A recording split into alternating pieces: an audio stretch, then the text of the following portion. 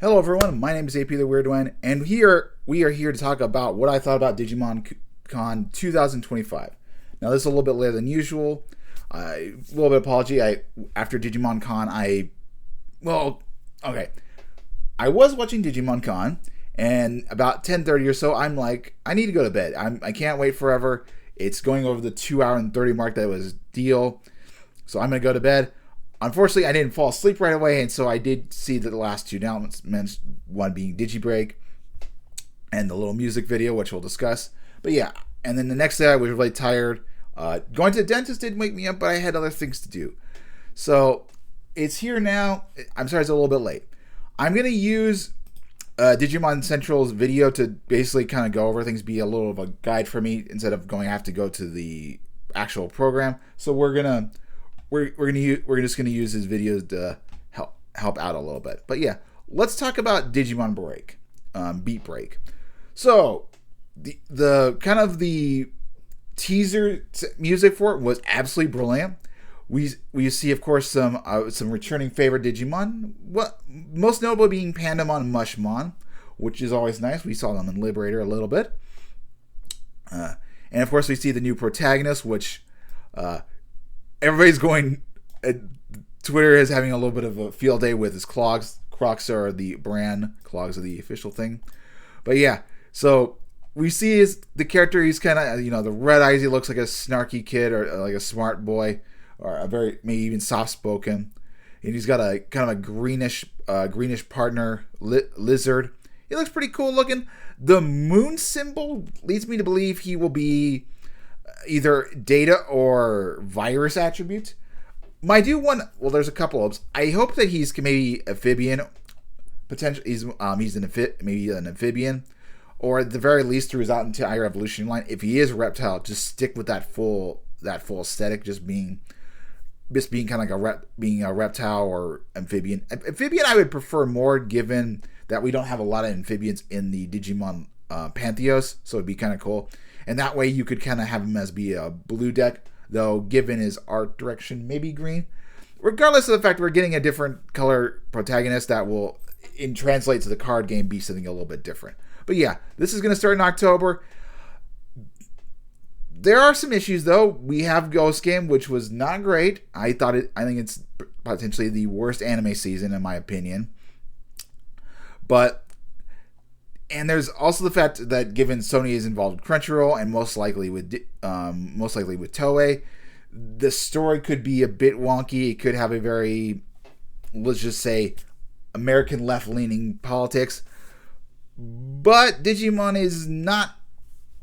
I don't think wouldn't necessarily go that far. I think they would want to keep on track. Looking at Digimon Time Stranger, we got some thickness. I would think they would want to. I don't know. It doesn't necessarily translate to waifu, but I would think they would want to keep a serious story. Maybe there's not so many flattering characters of waifus. But they might be a lot more conservative. But I think in terms of story, it's gonna be. I think there's gonna be a good chance.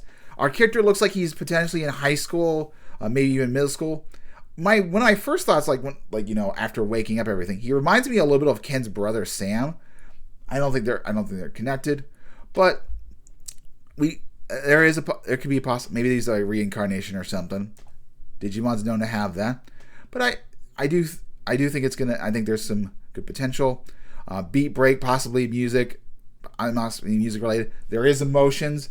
Digimon taking away emotions, which has always been a part of Digimon Pantheos, so we'll see a lot more loud and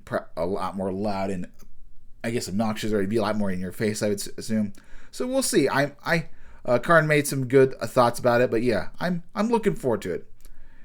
And I also did you know as well? He also gave some good ideas for as well. But yeah, interesting looking protagonists in Digimon. Not necessarily my favorite in terms of aesthetic, but I appreciate what it has to be. Moving on, those are my. Let's see. Oh, okay. We have the Beyond thing. Let's where is Okay, this thing, Digimon Adventure Beyond music video.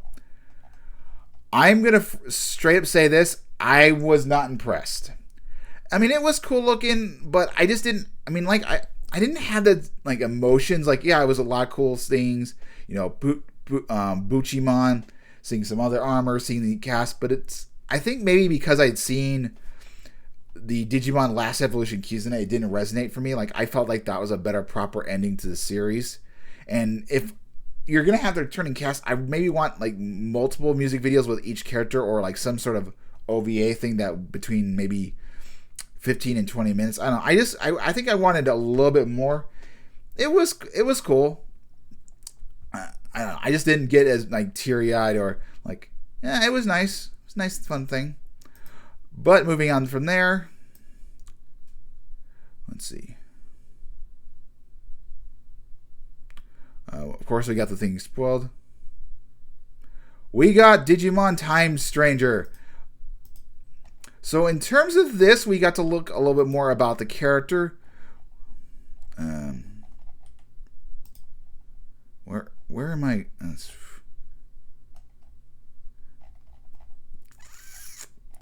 I might just have to use. Yeah, I'm just gonna have to use this video. All right, hold on. Digimon Story Time Stranger. We saw a lot more Digimon. We know the names of the protagonists. We saw a little bit more of Iliad, the area that they're going to be in. It looks absolutely fantastic. There's going to be no wild, wild encounters, but I think maybe it's going to be more like the terms of like Dragon Quest. They said touching, so maybe you interact with them, but I think I would want it to be more like Dragon Quest, where like the monsters see you, and then you get in this battle, and you like have a whole bunch of Digimon battle with you, kind of like that's how it is in Dragon Quest 8 and 11. One hits you, and then like there's a whole bunch with them. We do kind of learn the backstory, which was a bit confusing. So a big event happens, and we're sent into the past. We're sent in the past like 8 years. 8 years later, we're part of the group called Adonis, and I guess we got to figure it out. Now, depending on what protagonist you choose, the other one will be kind of will be your coordinator. So they'll talk to you from the future, I would assume. I think that's how it's gonna work. I'm gonna play as the guy because I do want to hear the girl in the background. So that was cool. We saw a lot of the cool Digimon. We saw Bellstarmon. We saw some bunch of their moves. Millenniumon. We got a good branch of Digimon.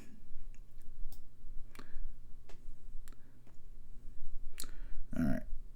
Next up. Oh, and you also get to know the name of the girl who happens to have a Geomon. Oh, there's a lot to this. Okay. Project Digimon Elysian. First thought. I thought this was cool. It's a card game.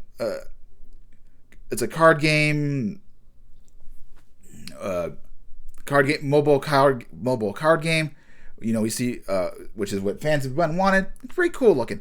I didn't think this was the best part of the show, admittedly, but this is still very cool, and I'm starting to realize that I like this a lot more. So, what do we get? We get, assuming original story, we get brand new characters. So we get the card game simulator, which is what people who play the card game, but we get a story like a traditional, like Digimon Re-Rise. Digimon New Century. We get something akin to that. So Japan and America get something brand new. We get to see some original cards, even maybe original Digimon. It looks like it's going to take place in the Digimon Liberator universe based on the protagonist having the similar visor to what Shota Kazuma had. That was really nice. So maybe there'll be other members of the debugging team, and there is a new going forward. There's also I'll show this off because it is pertaining to the characters. In basically 3 weeks, or maybe even next week, we're gonna see Digimon Liberator is going into a different arc. So we're gonna see how that moves forward, and maybe that storyline will be part of the Elysian. Now, it's not going to be out yet, and they do want to do a beta test of everything, but it's a possibility. And there was some theorizing that Gemmon, the new cutie, could be digivolved into a Magic Knight as well. Everybody's got new outfits. At first, it was very hard to see, but we do get to see a bunch of this. Shoto got his new outfit. I kind of like the fact that he's got yellow socks to reflect Muchomon. His outfit is a bit weird. I kind of like his older outfit, but this one's okay. It gives him a bit of a kid vibe, I would say, like a younger vibe than he is. And then Rise's got a new outfit. She screams Yellow Ranger for whatever reason, like she's a yellow Power Ranger. Like looks a little bit more serious. She's kind of cute. Owen Dreadnought, this is just laugh. This makes me funny because he's an engineer, so this doesn't. This even confuses me more. Looks like he worked out, like he asked Ryoto Williams for some stylish, and then kind of be like the high top shoes. It's very weird, kind of odd, very funny. Then we have a new outfit for Violet. It's kind of cute, a little bit whitish. I'm not sure how that would relate to her deck, but it's still got the purple aesthetic. It's okay. I also know she's got purple. Oh, the purple fingernails. I did not notice at first. Okay, that's a nice detail. But yeah, it looks a little bit more serious. Like Yao Qing Lang is cute as hell. She looks. It gives her like a younger vibe to her and a little bit less serious. I don't know. Definitely waifu material when wearing this. I don't know. Yeah. I love it. She does kind of look like she gives off younger than 24, but hey, maybe that's kind of what she's going for, to kind of give the more youthful appearance. But she's very cute. And then, of course, Zenith look like a villain. He's assumed his Char Aznable role. Now, we did see that his data got corrupted. However, when Jessamon or Hakumon and Yuki were talking, they mentioned some giant Digimon he had never seen before. So maybe that's reference to his Galacticmon. I don't know. I think a lot of people had kind of assumed that he would have become the villain. But yeah, I'm not sure if he's gotten taken over or he's just kind of assumed as the villain role. I think he knows what he's up to, and he's playing out his part. I think getting attacked on purpose, he got attacked on purpose, and maybe he thinks that the others will think he's controlled, but in reality, he's not. We do get to see a big look of all the megas. We do get to see that cool guy has his Omegamon partner, so he's most likely going to be dueling. And of course, we see a better look at Medusamon, and we also see Galacticmon as well. I'm assuming Galacticmon will get an upgrade, but it's going to happen a little bit later. Oh, and I guess on the note, this happened last night, but we did learn that Owen Dreadnought did get Agumon, but the champion is Cyclonemon. So they're going for a full reptile, and I think even ticking to virus maybe. My guess is maybe he's going to have Skull Greymon, but the Mega is a bit weird, I would think. They could still do Voltramon, but I think I'm going to lean more that he's going to go full barrel virus. There is a room for another purple ultimate, but I'm thinking it might be in red. I'm not sure. Purple's been a little bit confusing. So we got Cyclomon. He could also digivolve into Zemetsumon of the Gaomon line, but I don't think that's a possibility. It could still show up maybe. And then in terms of Mega, Dorbikmon is the very obvious choice.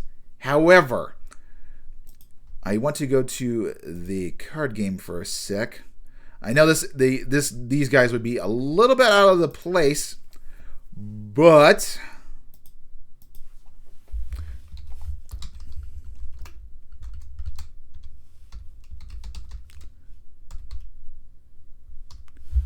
if we go to Victory Greymon has an effect that says delete one of your opponent's Digimon with 8,000 DP or less. That's Digiburst version. That's from BT4. And then the new one is when Digivolving, delete one of your opponent's Digimon with 6,000 DP or less. For every Digimon your opponent has in play, add 2,000 to the maximum DP based deletion that it can delete. In all turns, when an opponent's Digimon is deleted, if you have a Tamer in play, delete one of your opponent's Digimon with the highest DP. So say they have 2 Digimon, it could be 8,000 DP. That might not be enough to stop break whatever big guy. Say for example with Zenith, him having the big Galacticmon, and then maybe he has another Digimon out in the field. This guy will delete that, and then of course the highest one being Galacticmon. Although Galacticmon does have a lot of protection, But if he has that one Digimon, and say he would have to have a lot. They have to have a lot of DP, so that may not work. But it could work with Shoto Kazuma. So Victory Greymon, I don't think is outside the question. I know this doesn't really pertain too much to the presentation, but it was kind of worth noting. We have a whole bunch to go over.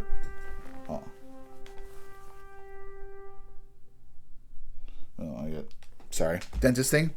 But on the note of the card game stuff, I'm going to straight up and say this. Actually, we'll go back to here. I felt that that aspect was way too long. They went over things that happened at the Digimon World Championships, which is fine, but I feel like they could have streamed that a little bit better. And in terms of new cards, we only saw the new Metal Greymon from EX9, which was nice that we see that super rare. I just wish that I wish it was a little bit more streamlined and faster, but we do get to know that Hacker's Memory cards are coming in October. So finally Arcadiamon, maybe. We'll talk a little bit more. We'll talk a little more about that. But yeah, here is Gemmon. She is cute as can be. I curious what her next evolution is like. Future. That's a did giveaway. But anyway. So we saw more mobile stuff, and then we saw the Liberator. We saw more cards. I felt that could have been streamed out a little bit more, but yeah, we see the new cards for. I think we've already seen these. Actually, one thing I would say it was alright to have that, but I think they could have also saved it for the Digimon card episode they have later, which featured Gaia At Monsters versus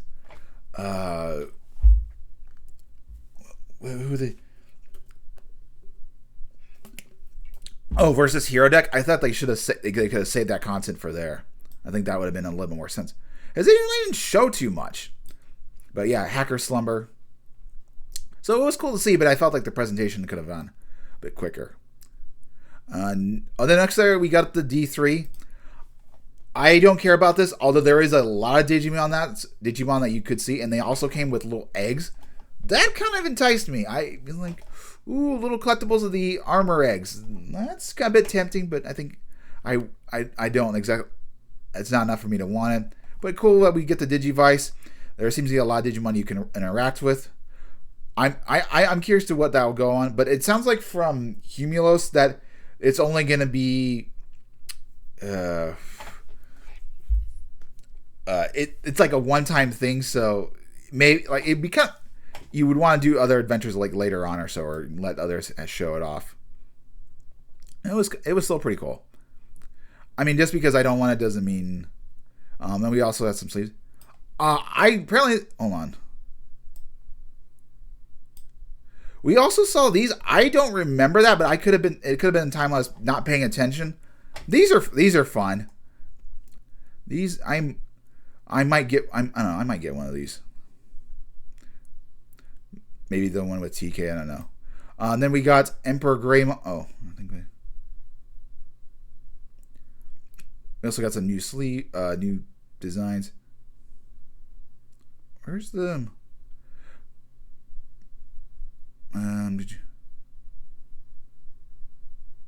where's the mono kit?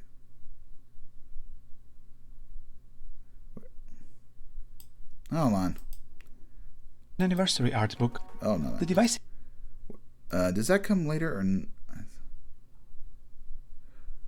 Okay, well, I guess we can talk about this. These are very cool looking. I'm not going to get them, but we do see a lot of this mixture of Godzilla and Digimon. It's a little bit of both. I love the colored version. The other what we saw was black and white. If you've seen my Digi Thoughts video, They also have this deformity thing. That thing is way too expensive, but I wish I could own it. I'm hoping they do more of these products, like they have like smaller version or something, like even stands, or like in the cage jar, because these things are very cool looking. There's also going to be like some kind of wall thing that you can also have.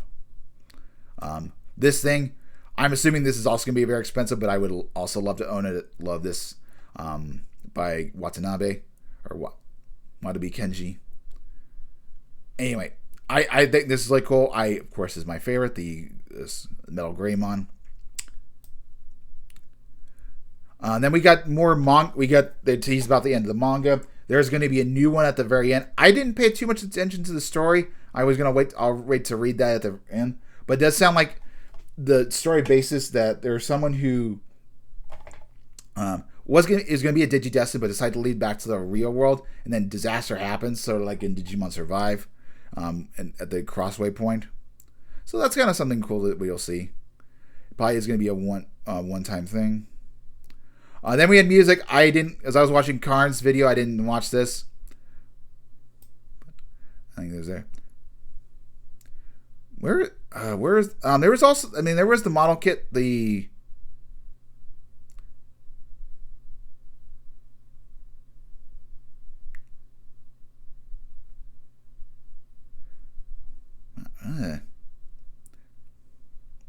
that be a little bit before?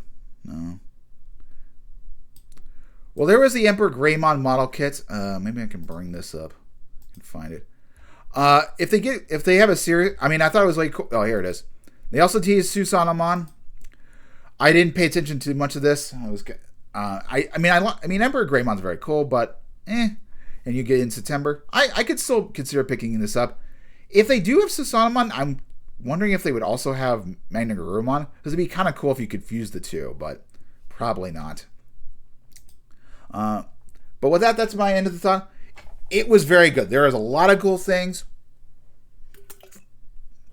I'm definitely that were a lot cool. Digimon is definitely in their golden era. I wish there was more stuff on Liberator. I wish we had gotten a little bit more tease of Arise's sister in what's going on in May, but I guess they didn't want to give too much away. I don't know. I would have liked to have seen a little bit more. But with that, I'll end the video here. Hopefully, as you guys enjoy. Sorry this happened so late.